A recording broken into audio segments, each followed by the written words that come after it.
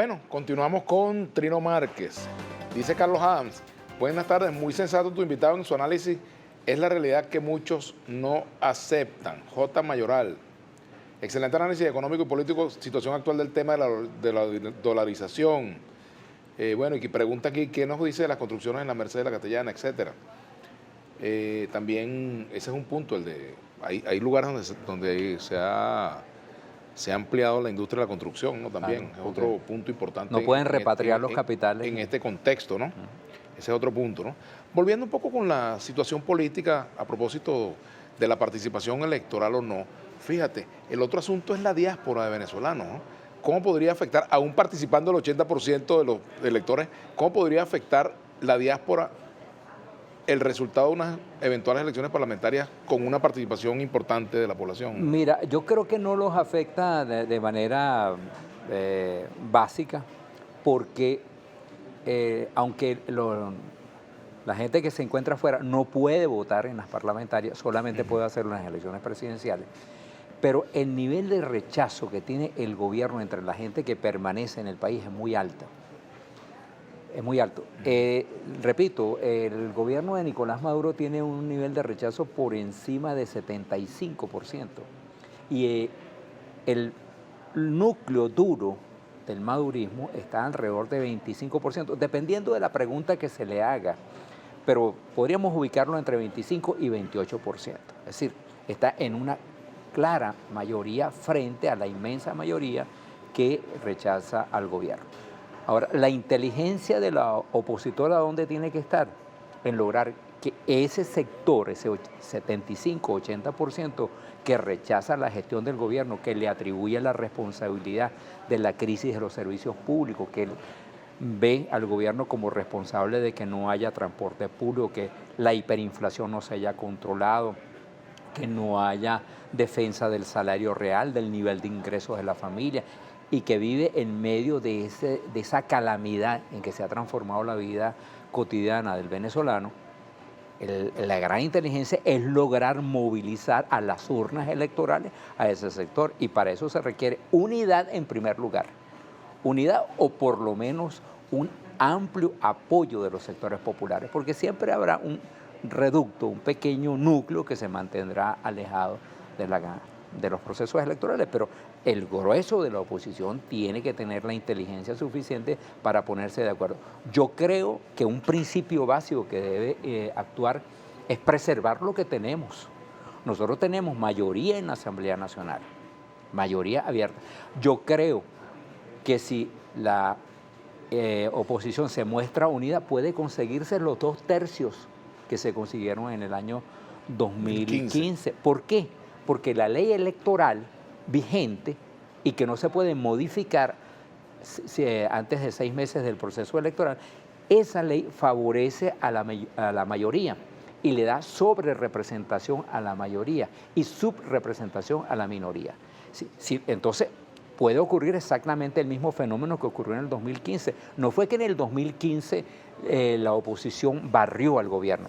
No, le sacó como 14. Bueno, le aplicó la misma ley que el gobierno utilizó durante mucho tiempo para hacer mayoría, por encima de lo que sacaba. Exacto, para Esa es la realidad. Sobre-representado. Y el problema de ahí, Trino, perdón, es que en ese esquema de sistema electoral, quienes salen perjudicadas son las minorías de las minorías, es decir, los factores pequeños grupos, pequeños partidos regionales, pequeños partidos, qué sé yo, el PCB si fuese solo, o la Causa R si fuese solo, pues salen barridos. Es que la minoría es la que sale desfavorecida, porque ese es un sistema dirigido a favorecer abiertamente a la mayoría. No se asumió la metodología anglosajona. Además, violatorio de la Constitución, de paso, otra cosa que violenta el principio de la representación de las minorías en la Constitución. Sí. No se asumió el sistema anglosajón de manera abierta, que el que gana se lo lleva todo. Aquí fue un poquito más discreta la cosa, pero favorece abiertamente a la mayoría, y eso es lo que hay que aprovechar. Y yo creo que eso es lo que tiene que entender la oposición. Nosotros no podemos cederle el Parlamento al gobierno, no puede repetirse el esquema del año 2005. Esta sería un verdadero descalabro, porque tener la mayoría en la Asamblea Nacional nos permite tener una relación mucho más fluida con la comunidad internacional, nos permite demostrarnos a los venezolanos que somos mayoría, permite abrir canales de entendimiento con algunos sectores del gobierno, pone al gobierno en una situación más comprometida. Yo creo que hay un conjunto muy amplio de razones que nos deben llevar a participar en la elección parlamentaria con esa condición que me parece muy importante por razones prácticas, que es tener un nuevo Consejo Nacional Electoral.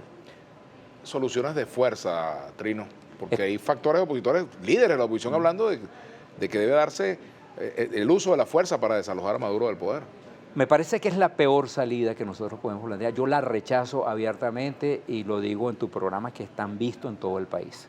Estoy en contra de cualquier salida de fuerza, porque ya estamos viendo lo que ha ocurrido en Siria, lo que está ocurriendo en Siria, lo que ocurrió en el pasado en Centroamérica, lo que está ocurriendo en Chile, que puede desencadenar un golpe de Estado, que sería lamentable que ocurriera un golpe de Estado en Chile, porque no va a ser un factor de progresista ni de centro izquierda que lo daría, sería la derecha pinochetista, y esto yo creo que deben tenerlo muy claro los chilenos. O sea, yo estoy en total desacuerdo con una salida de fuerza, con una invasión extranjera, me parece peor, la considero muy improbable, por no decir totalmente descartable, pero creo que la solución negociada, democrática, es una solución que hay que trabajar. Las elecciones parlamentarias, por cierto, son una posibilidad de iniciar mecanismos de negociación para esto. Si se logra un nuevo Consejo Nacional Electoral que sea mínimamente creíble, aquí hay gente honorable en este país en torno a los cuales se puede poner de acuerdo la oposición y el gobierno. Nosotros sabemos, Vladimir, tú sabes muy bien que dentro del gobierno y dentro del madurismo hay corrientes que favorecen el diálogo, que no quieren que el país se siga deteriorando, que no siga avanzando por esta cuesta de ruina y de destrucción en la que estamos viviendo, que les preocupa. Imagínate, hay gente que dice, bueno, si en Chile, que era un modelo de crecimiento, explotó una crisis como la que ha explotado en Venezuela, que hay 100.000 razones adicionales, mucho más graves que las chilenas, porque allá explota el problema. La razón aparente es el aumento del ticket del metro, pero en realidad es el desencadenante. Es el desencadenante, en realidad es esa autopercepción que tiene el chileno de que no está recibiendo los beneficios del crecimiento. Pero ahora, aquí en Venezuela... Bueno, Trino, lamentablemente tenemos que despedirnos. Por aquí me escribe Alexander Gabriel Núñez Moncada que por favor felicite a su mamá, la señora Alivanesa Moncada de Cárdenas. No voy a decirle edad, caramba, la edad de las damas no se dice. Bueno, felicitaciones y nosotros nos despedimos. Gracias, Trino. Oye, un placer. Gracias a ti por venir, profesor Trino Márquez. Y bueno, será hasta mañana. Sigan ahora con Brújula Internacional y esperemos estar mañana en nuestro estudio habitual.